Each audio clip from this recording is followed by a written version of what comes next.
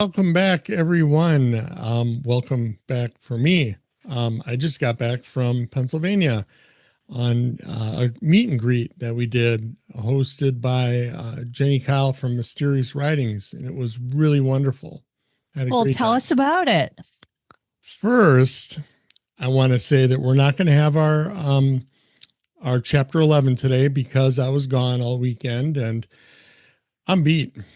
Tell you the truth. I did 1,400-mile round trip since Friday, and I'm back safe. Yay. So, was it worth the drive? 1,400 It miles was is not absolutely worth the drive. I would have excellent. done it many times over. The people I met were the nicest, kindest people I've ever met in my life.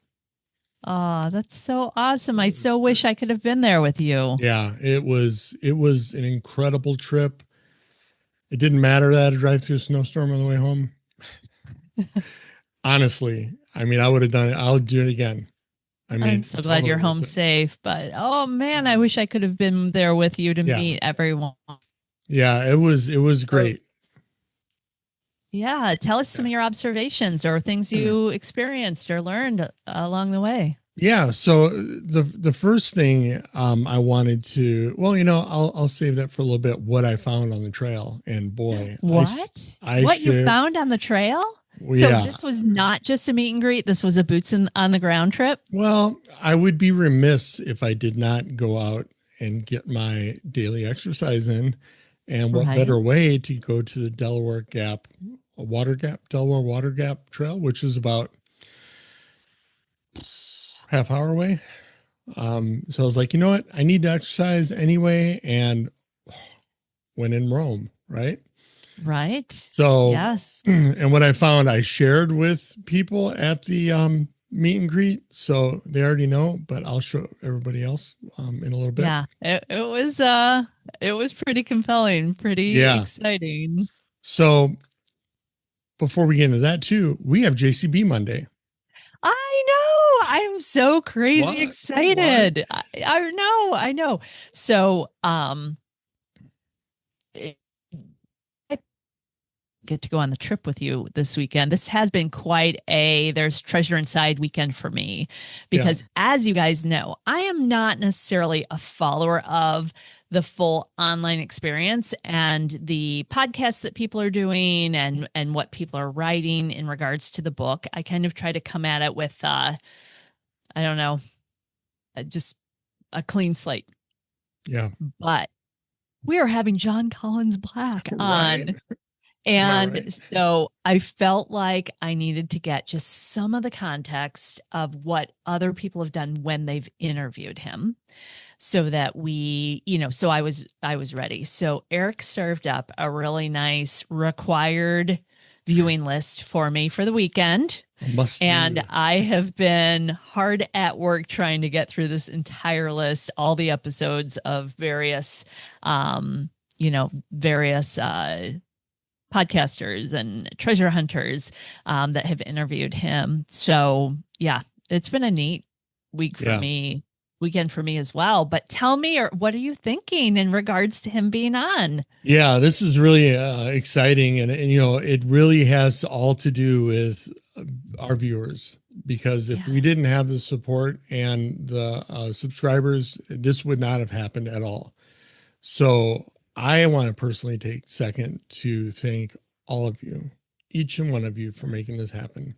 yeah, And we are going to do our best for you for that.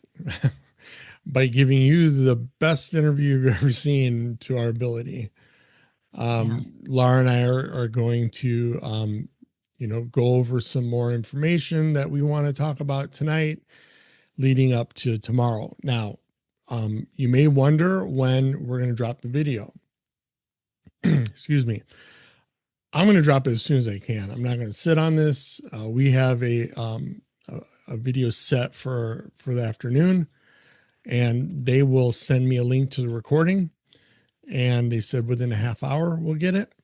And once we get that recording, I'm going to do a soft edit. I just clean up the audio and stuff, slap on a thumbnail and a little intro, and it's going out. So soup to nuts, from the time I get it to the time it's published, should be before you drive home from work if you work day shift. Yeah, we will Yeah. see. We will see how that goes. Yeah. I think we'll get it out by then. Yeah. I'm And I'm barring excited any to see it go anomalies, live. right? And if something goes Right. wrong, technical difficulties, it's not that we're not sitting on it. I'm going Yeah. to, as soon as humanly possible without sacrificing quality, it's coming out. Yeah. So I'm really excited about that. I think we're both really excited about sharing this experience with all of you. Yeah. One of the things that I was telling Eric this afternoon as I was giving him the debrief on all I had learned about, from the interviews he had me watch this weekend was that I hadn't realized that during the Forrest Fenn search, quite a few years ago, that there wasn't the same kind of online community and sharing of information and all of that like has developed with this book, with this search. And I would have to say that is one of the things that has made it so amazing for us is this ability to connect with all of you, both in the meet and greets, like what Eric went to this weekend and getting so excited for Yeah. TreasureCon coming, but also just in sharing out our ideas and our content. Like we're glad to share our ideas with you guys. We're glad to push the interview live and hopefully, any insights that we can gather for all of us in that interview. It Well, the really interview's is not something that live; it's pre-recorded. But right. Yeah. Yeah. yeah, Um, but yeah, we want to share all of that with you guys. And I think that's part of what makes this such a beautiful, rich, and joyous experience. yes, So it is. And the meet and greet, unlike TreasureCon's can be cool too, but this was exclusively JCB. Like yeah. I told Lara, I said, you know how I sound when you're talking to me about treasure and stuff? I go, I feel like you going there because they talked about it even more than me, which was great. And I didn't think that was possible. So it justified that I am not going crazy, that I am a Right. normal person. And the people that don't talk about it are the crazy people. No offense, Laura. But no, it Yeah. was incredible. I mean, I don't have a lot of friends, and that's by design. I just I value certain things in people and time and everything. But I would have to say everyone I met I would call my friend, and that says a Yeah. lot because I Yeah. generally wouldn't do that. And they're just so incredible. Like I have no words for it. I really don't. I'm stumped. You know. So tell me a bit more about just kind of the conversations that happened. What types of things were people talking about? Were people talking about their solves? Were they talking about their boots on the ground trip? Were they talking about different components of different boxes? Like what box did people talk about the most? Like I just want to know a bit more about Yeah. what was of interest to people. Well, I didn't work the room per se because there was a lot of people. And Yeah. it was a little noisy because everybody was talking, but I did get to sit down in my little group of people, specifically because I did have a chance to see almost everybody. But just talking was a lot of solves, and I was really surprised on how many people are focusing on the lion's share. I mean, I know a Wow. lot of people are based on our viewership and everything, but there was a lot more people. I talked to a few people, and as I talked to more people, and they said, "Yeah, I'm focusing on lion's share." I was like, "Whoa, that's cool." Because I think that's the one often, at least in my conversations, usually you see, or maybe this is what I'm my perception of it. People talking about Appalachian Trail box right now is hot. I Yeah. mean, Yeah. it's in at least from my perspective and my looking at our views on our videos and everything, that's a hot one right now. And I can see why, because I mean that was the most beautiful trail in the world. This is the third time I went on the trail, and it's beautiful in a different way than North Carolina. I mean, you saw how you enjoyed North Carolina, and even when we went Yeah. out Yeah. 2 weeks To ago. Pennsylvania as well. Mm-hmm. Yeah, and this was incredible. incredible. I mean, it was slippery because it was a little wet and there's a lot of rocks, a lot more than what we dealt with. And but the views from the altitude looking over it was just breathtaking. I got out there right when the sun came up because it was up early. And fortunately, because when I parked there was nobody in the parking lot. And then when I came back, the parking lot was full. Oh, wow. So because it's a popular. Any other treasure hunters, or they looked more like hardcore hikers. Yeah, but I honestly, I was so tired from the trip. I got to bed like 1 a.m. and I woke up at 3:30, and I took a shower, and once the sun came up after I had my coffee, I went to the trail and got my exercise in. But I found something incredible. Like I was surprised. I almost forgot to share it with people at the meet and greet. So I'll put the picture up on the screen, but I'll walk you through it. So I was walking back because I did a loop. I forgot what it's called, but there's a big lookout that you could look out over I-80, which was breathtaking.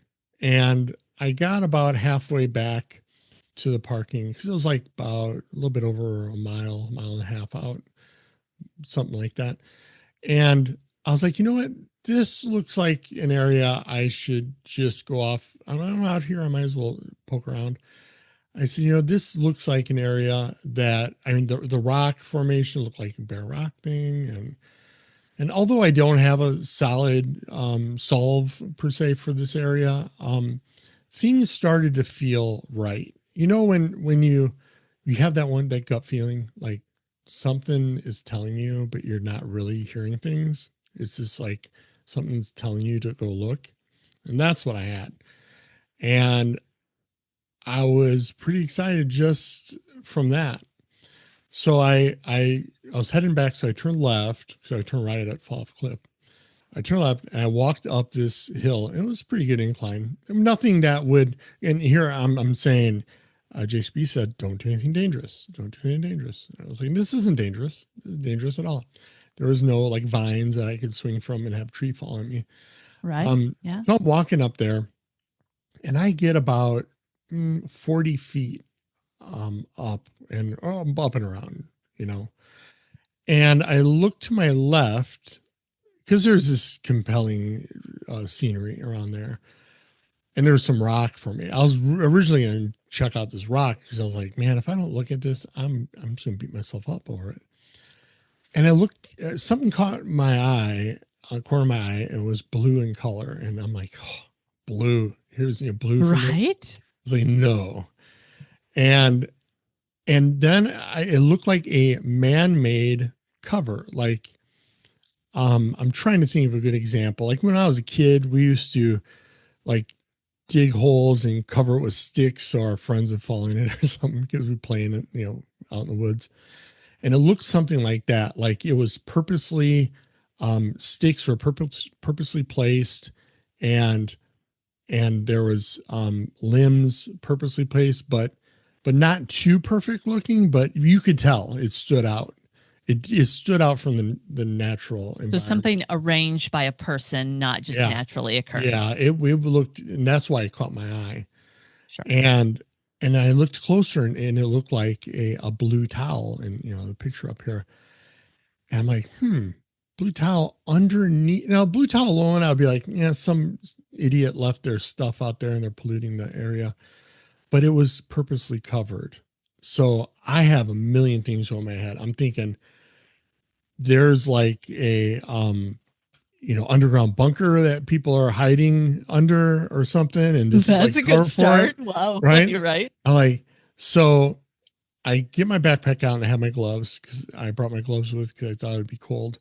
And I was like, if I'm going to touch this thing and something's jump out at me, I'm going to have these thick gloves on and it ain't going to bite me. Or if it's something incriminating, I'm not going to have my DNA on this thing. Right. Right. And as I moved the sticks around a little bit, I saw some like mushrooms and stuff growing on it. You can see it in the picture. And at first I pulled on it a little bit, and then I yanked again, and I pulled it off and away, and there was something else under it. And it was a duffel bag. It was well, you'll see by the picture. I was like, whoa. And at this point, I'm like, oh my hair on my arm standing up, and my heart started beating a little more. I'm like, oh boy. And as I moved around, I saw it was open, and like, like time stands still. Sometimes it seems like time stood still for what seemed to be an eternity. And all I could picture is my perception of what the treasure is hidden in flashing. And then I was like, Eric, snap out of it, open, check it out, see what it is. So then I yank it out, and there was an open duffel bag, and it was like that finally plastic, and it was already open. So I emailed Dave Clona. Right. I said, Dave, find out for me. Were they in blue duffel bags? Because if so, someone's found it. I see, you would not believe what I was found. And I checked it later and stuff. And he responded, he goes, man, my heart would have stopped, but it's all he said, which I didn't expect anything else from him. And so what made me think then, at first I was like, it's nothing. Right. But then I'm thinking, it goes back to our video we did. What did he hide it in? Right. Like, why? I could easily make the argument for or against why he would. Like, in my mind, I'm thinking, well, it's got to be elaborate because it's an elaborate treasure. But then I'm like, wait a minute, that's not right. It could very much well be in something not elaborate. I mean, obviously, it could have been in another container because that thing wouldn't have protected it. Right. But then I'm thinking about when people say, oh yeah, it's been found a long time ago.